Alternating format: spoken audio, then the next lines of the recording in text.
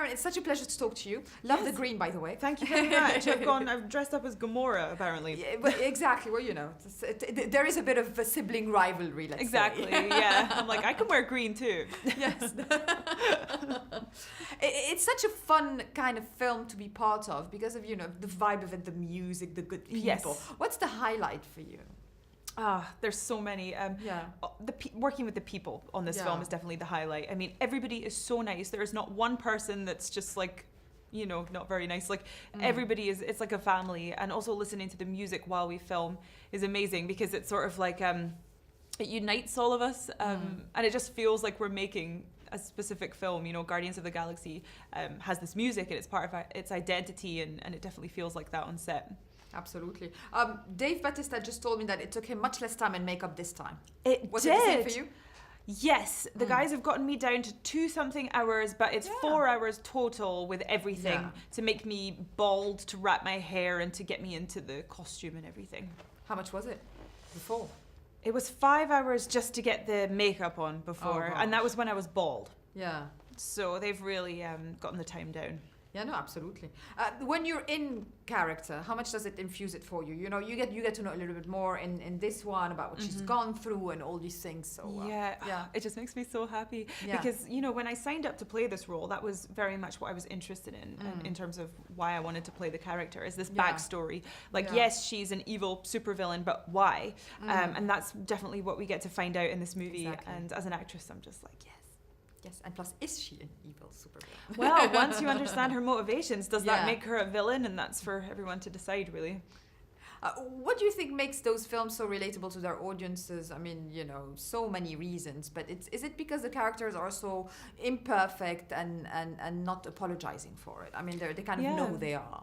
Yeah, I think people love these movies, first of all, because they're really entertaining. They're popcorn, just joyous experiences. But also within that is something incredibly moving and sort of really poignant. And that's this film is about a dysfunctional family.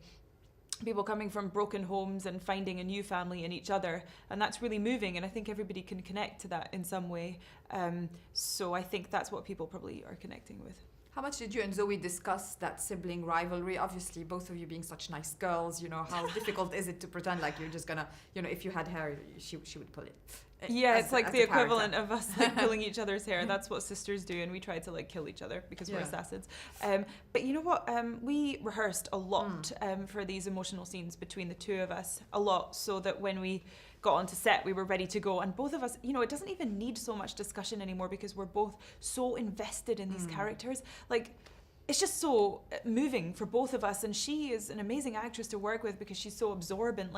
You throw something out there and you can just literally see her receive it and it affects her. And that's amazing. And then she does the same for me. And it's like this push and pull between us and nothing's even said. And that's why I love working with her on this.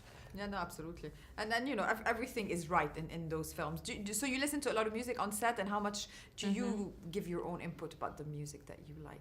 I don't have a lot of input in terms of the music because I'm going to leave that to James Gunn. He's done pretty well so far. And it's part of the narrative as well. So, it really is. I mean, they're in the script. When we do the read-throughs, the table reads, he'll play the music as we're reading in between, and then he plays it on set. Sometimes we have earbuds in so that just the characters can hear it, and that sort of unites us in this weird subconscious way. So I think it's incredibly important for the identity of the film. Absolutely. I've got some questions from the fans. Cool. They're always asking all sorts of outrageousness. From Isabella, are the Guardians suitable as role models, and what could fans take from them?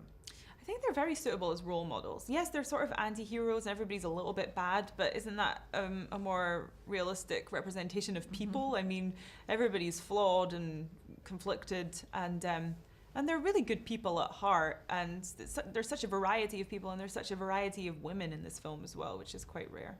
Absolutely. Tough women. We like that. From Selahitan, I don't know how to pronounce his or her name. Which hero of the Marvel Cinematic Universe is your favorite and why? Besides Star-Lord, I'm going to go with... I like Spider-Man. Or Iron Man. No, Spider-Man. I like the web. This is just a fun device.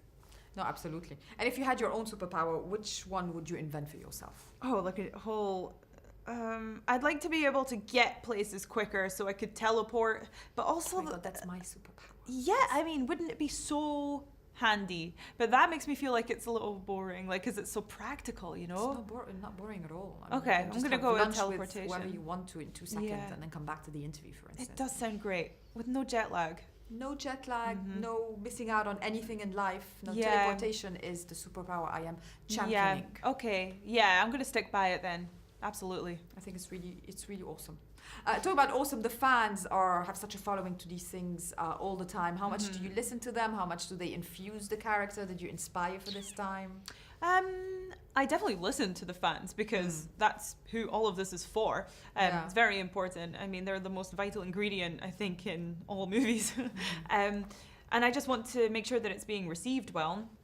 But people seem to be really connecting with Nebula, especially this time round. So I'm happy. And it's, you know, all of the stuff that we're exploring in this film were the reasons that I signed up for the character, because she's really interesting and broken and heartbroken in a lot of ways. So I'm hoping that people connect with that. And do you enjoy going to conventions? Yes, I love going to conventions. I do them quite a lot. And it's really fun because I get to meet people and they're dressed up as the character and they talk to me about it, and it's like a completely joyous experience.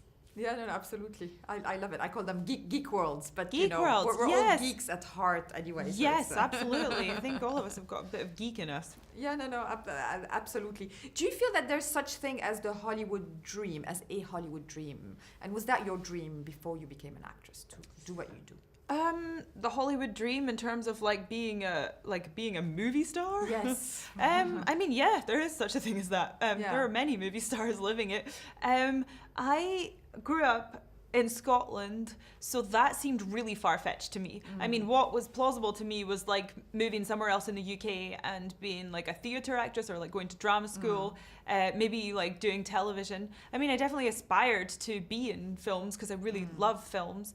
But I don't know if I would say that I was like, I want to achieve the Hollywood dream. Like that's, I don't know, really. I don't know.